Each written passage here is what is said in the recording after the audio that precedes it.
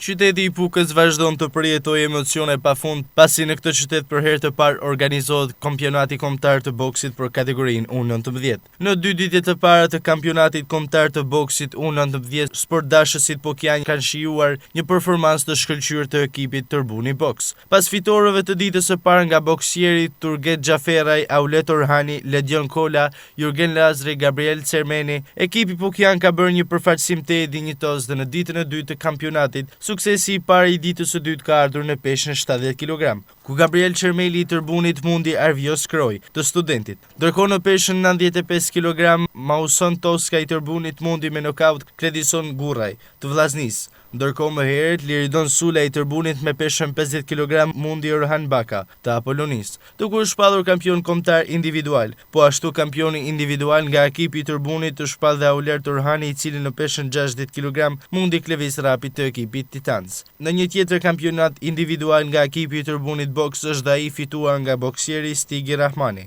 i cili në peshën 90 kg e mundi Eldi Gjypin e Tiranës.